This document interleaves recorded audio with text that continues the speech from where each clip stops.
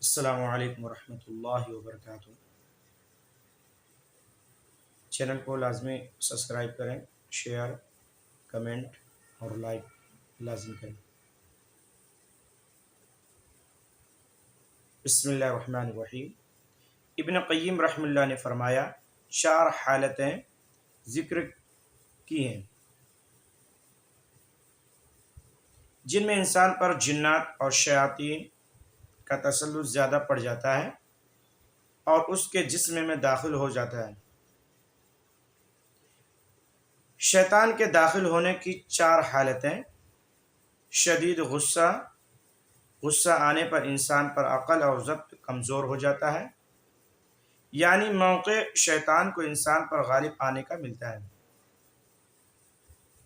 دلیل: رسول اللہ صلی اللہ علیہ وسلم نے فرمایا، غصہ شیطان سے ہے اور شیطان آگ سے پیدا ہوا ہے اور آگ کو پانی ہی بجھاتا ہے، پس جب تم میں سے کسی کو غصہ آئے تو وہ وضو کرے۔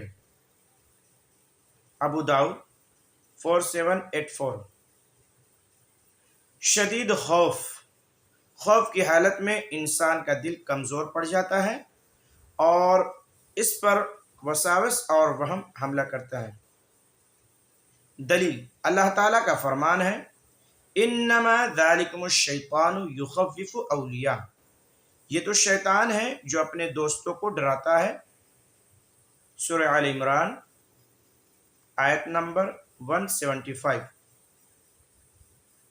شدید شہوت: جب انسان اپنی خواہشات نفس کے پیچھے چلتا ہے اور ضبط نفس کو کھو بیٹھتا ہے تو شیطان اس پر غلبہ پا لیتا ہے۔ دلیل: نبی کریم صلی اللہ علیہ وسلم نے فرمایا، عورت کی طرف بغیر نکاح کے نگاہ شیطان کے تیروں میں سے ایک تیر ہے۔ شدید غفلت: جب انسان ذکر الہی سے غافل ہو جاتا ہے تو اس پر شیطان تسلط پا لیتا ہے۔ دلیل قرآن میں ہے، سورہ زخرف آیت نمبر 36 میں، جو رحمان کے ذکر سے غافل ہوتا ہے ہم اس پر ایک شیطان مقرر کر دیتے ہیں جو اس کا ساتھی بن جاتا ہے۔ خلاصہ کلام یہ ہے، امام ابن قیم رحمہ اللہ کے مطابق شیطان کے داخل ہونے کی 4 بنیادی مواقع ہیں۔ نمبر 1، غصہ، خوف، شہوت، غفلت۔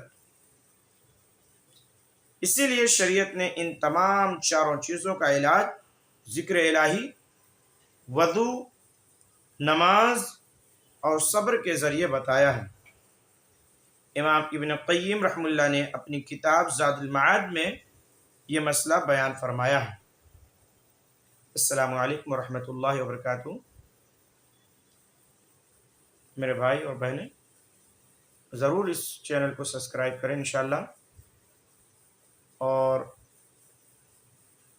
رقیہ جو ہے صبح شام کے لازمی سنیں اور صبر سے کام لیں۔